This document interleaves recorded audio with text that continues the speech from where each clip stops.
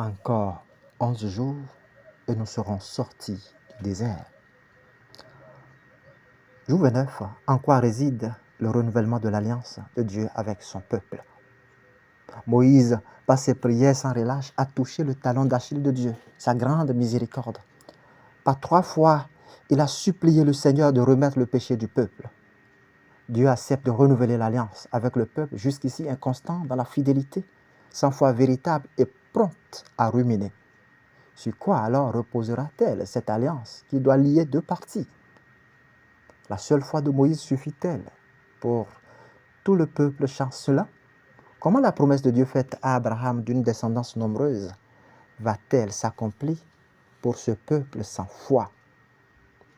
Cette alliance, en réalité, porte un visage constant, éternel et sans mérite de la part du peuple à la nuque raide. La fidélité de Dieu à sa miséricorde. Sans elle, le désert ne serait qu'un caveau d'ossements desséchés dans des dunes de sable pour ce peuple dont l'histoire sans mémoire serait enfuie dans celle des dominations terrestres. C'est du lait de la miséricorde de Dieu que le peuple de la promesse fait figure dans l'histoire des peuples de la terre. Les clauses de l'alliance s'enracinent non plus dans la promesse de ce peuple branlant au souffle des épreuves, mais sur le plus grand des attributs divins que Moïse va découvrir face contre terre.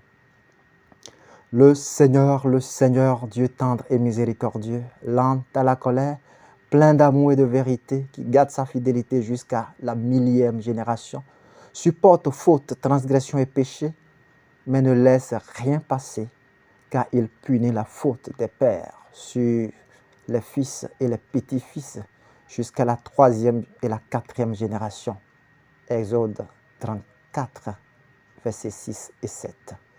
Voici la révélation mosaïque de la miséricorde qui justifie et fonde l'histoire de l'ancienne alliance. Ce n'est pas au prix des armes de guerre que Dieu va accomplir les grandes œuvres de la promesse, mais dans la contemplation de son visage divin. Dieu qui est principe et cause de tout bien est puissance d'amour incomparable à sa justice. 1000 générations pour faire miséricorde et 3 à 4 générations pour faire justice. L'amour l'emporte dans ses jugements et dans ses desseins, mais il ne tolère pas le mal dans son alliance. Sa sainteté l'exige. Et quand il approche un homme dans sa misère, c'est pour le fondre dans sa miséricorde, pour le laver, pour le libérer du mal. Sa patience miséricordieuse ne doit pas signifier pour nous entêtement dans le péché et avilissement dans le mal. Il a toute l'éternité pour punir, mais nous n'avons pas un siècle pour nous convertir. L'essence divine de la miséricorde, quand elle nous touche en vérité, nous transforme en un brasier d'amour. Marie-Madeleine, à qui Dieu a beaucoup pardonné, est devenue amour et pureté dans la grâce.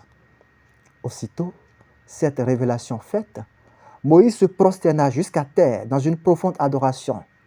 S'il est vrai que j'ai trouvé grâce à vos yeux, Seigneur, daignez marcher avec nous. Oui, c'est un peuple à la nuque raide, mais toi, tu pardonneras nos fautes et nos péchés.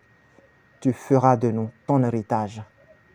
C'est en quête de ce pardon que notre marche au désert suit son cours.